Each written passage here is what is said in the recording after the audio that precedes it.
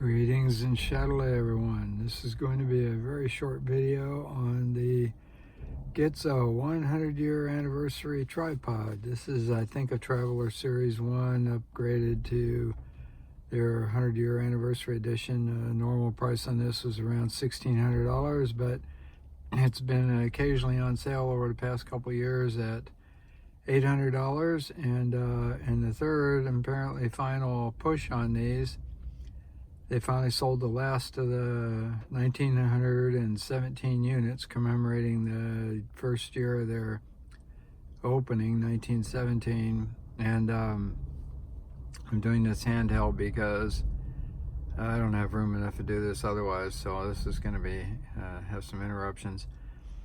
Anyway, you know the deal on my YouTube channel, so look up the header of the channel if you don't know that on the comments and why.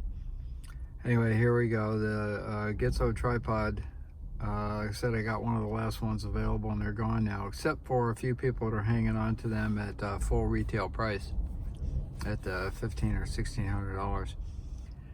So $800 is a steal because of the special edition and because it's actually the normal editions sell for more than that anyway. And here, this is folded down to its 16.9 inch or whatever compact size. And I had a $60 Manfrotto tripod that came with this little fabric bag right here, and the Gitzo actually fits in that bag, amazingly enough. It's pretty compact, but it's heavier than the Manfrotto I had. Only weighed 2¼ pounds. This thing weighs 3 pounds. But they got it that way by it being totally carbon fiber and other metal parts being a magnesium compound of some sort for lightness mainly, I would guess, and strength. The thing I want to say about this tripod is when it's fully extended, it sits over 6 feet tall. And although it's a very strong tripod, at that height, I wouldn't use it in a high wind because it just looks pretty skinny compared to its height when it's extended that much. So if you keep the extensions down, don't use the lower leg extension, which is the skinniest. You might have more stability that way. So I'm going to set this down for a second while I slightly unfold this. Or maybe I don't even have to do that. Let's see. Yeah, I think I'll have to.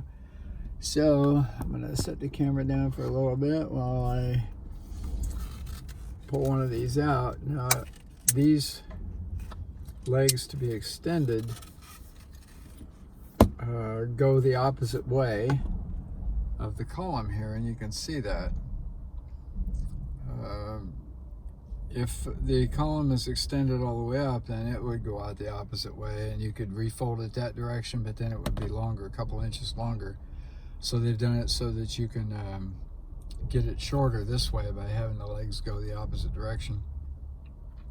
And there's two different locking positions, the high position and the low position.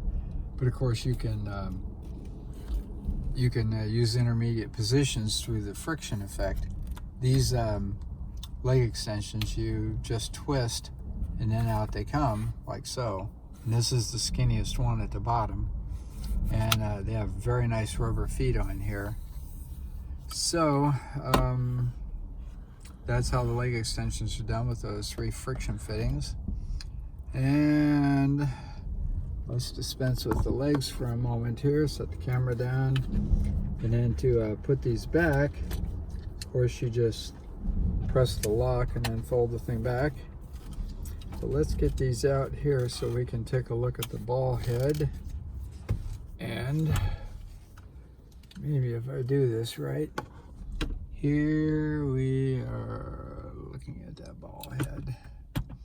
You know what, I think what I'm going to do is move these legs all the way out, even though I didn't want to. And maybe we can see this better that way.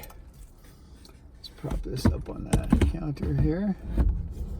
We always do these in the car. I was going to do this outside, except we got a month of rain forecast here, so in this monsoon I won't be able to do that. There you can see the ball head.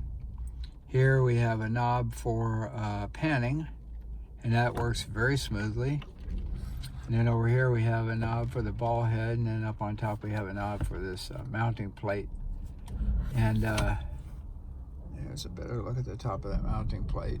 You can put your own in there. There's a bubble level built into this thing, which is nice. Mounting plate slides back and forth there, and I imagine you can replace that with just about anything. Put your own plates on there. But let's see if we can undo this. The nice thing about the way they did the ball head on here, let me turn that around so we can see. You can move that down and around any direction you want to. You can go 90 degrees vertical that way.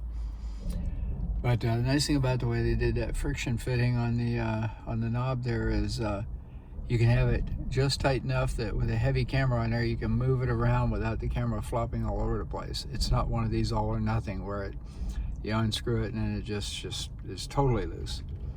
So they got some variable amount of friction in there, which is really a good thing.